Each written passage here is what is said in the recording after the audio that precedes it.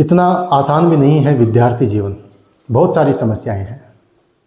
खुद के मन को, अपने आप को नियंत्रित रखना, संयमित रखना, और फिर दूसरा इस बाज़ार की चकाचौंध से बचा कर रखना।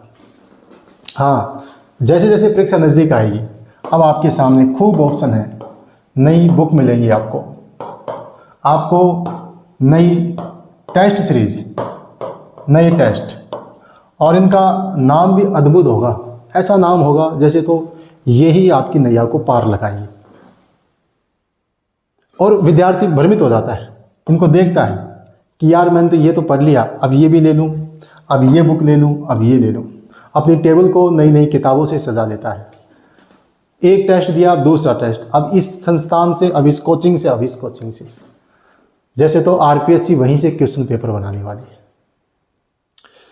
बाजार सज गया है नए दावों के अंबार के साथ, हर एक पन्ना बिक रहा है सफलता के इकरार के साथ।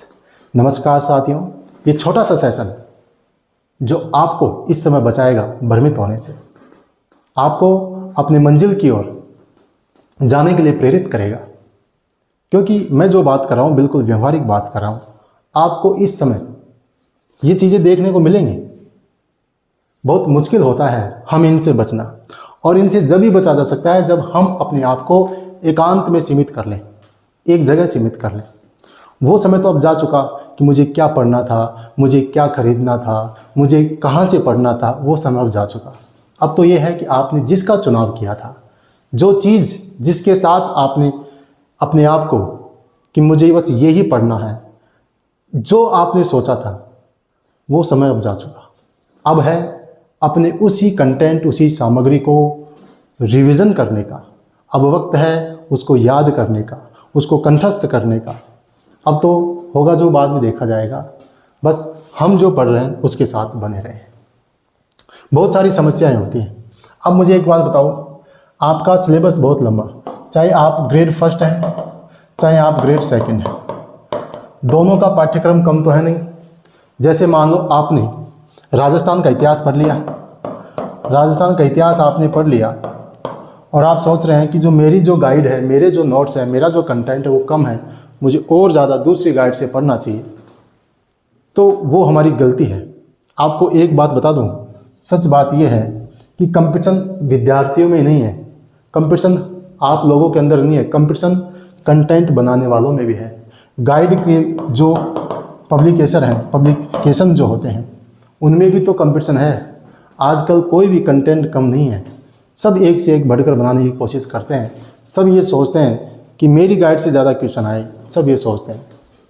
तो आपने जैसे राजस्थान इतिहास से मान लो एक गाइड ली थी, दीनवा ले ली आपने, नाथ पब्लिकेशन ले ली आपने, पप्पू सिंह प्रजापत ले ली, जो भी गाइड ली थी उसको पढ़ते रहो।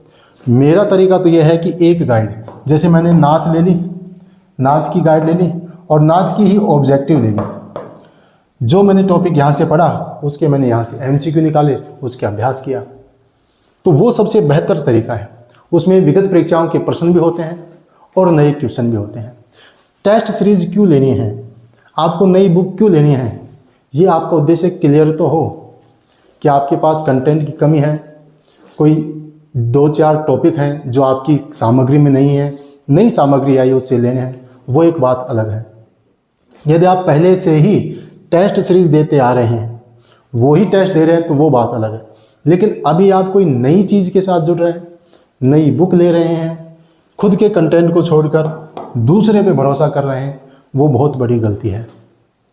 एक बात तो ये कि आप जिस चीज़ के साथ थे उसी के साथ बने रहो। यदि आपका कंटेंट कम है, यदि आपके पास सामग्री ही नहीं है, वो बात तो आप कुछ नई चीज़ ले सकते हैं, अन्यथा आपको नहीं लेनी चाहिए।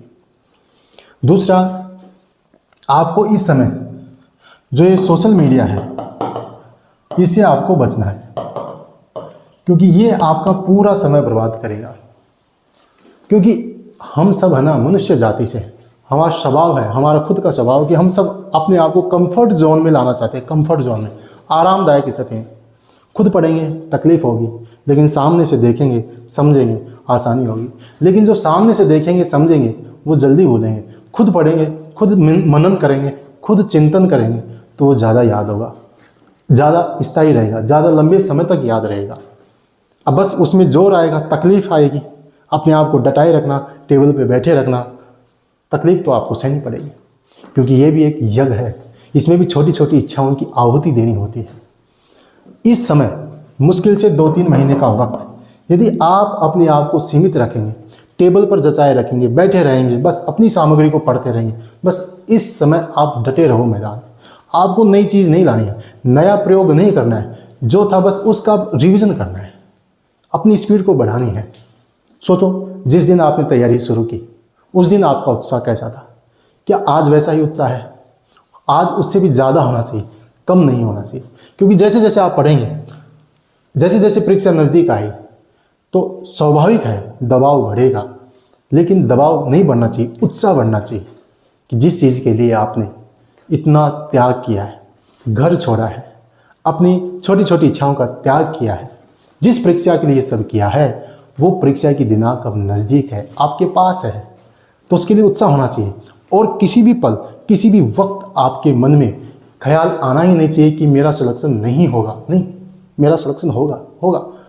ग्रेड फर्स्ट, ग्रेड सेकंड बहुत छोटा पद है। यूपीएससी, आरपीएससी, आरएएस जैसे एग्ज़ाम भी हम जैसे लोग ही निकालते हैं। आप और हम में से ही तो हैं, सामान्य लोग ही तो हैं। जब बड़ी बड़ी परीक्षाएँ भी हम जैसे लोग करते हैं तो ये कोई बड़ा नहीं है। हम सिलेबस को देखकर या अन्य किसी चीज़ों को लेकर भ्रमित हो जाते हैं और फिर भटक जाते हैं। जबकि वास्तविकता यह है कि इस समय आपको ज़्यादा से ज़्यादा रिवीजन पर फोकस करना है। इस रिवीजन पर ज़्यादा से ज़्यादा स्क्वायर लगाना है और पढ़ते जाना है, पढ़ते जाना है। अच्छा, एक बात और, ये बात यह है कि आप घंटे मत देखो कि मैं कितने घंटे पढूं, कितने घंटे पढूं सर। भाई, आप बेरोज़गार हैं, पढ़ाई के अलावा यदि आपके पास कोई काम नहीं है, तो आपको ये प्रश्न पूछना ही नहीं चाहिए। यदि आप रोज़गार करते हैं, कोई काम करते हैं, तो बात फिर भी ठीक है कि आपको टाइम नहीं मिल रहा है तो कितने घंटे सफिशिएंट रहेंगे, वो बात अलग है। यदि आप बेरोज़गार हैं, पढ़ने के अलावा आपके पास कोई काम ही नहीं है, तो फिर क्यों पूछना कि कितने घंटे पढ़ सकता हूँ। जितने घंटे पढ़ सकते हो, जितनी आपकी क्षमता है उतना पढ़ो।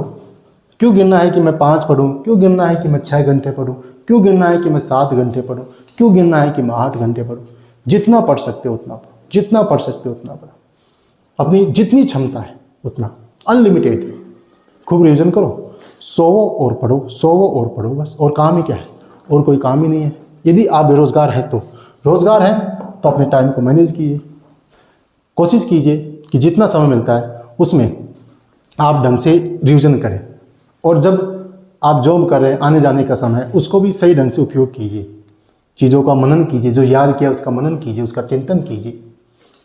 तो ये बात है साथियों, दोस्तों, विद्यार्थियों, इस समय आप भटकिएगा मत, क्योंकि यही वो दौर है जो आपको मंजिल की ओर ले जाएगा।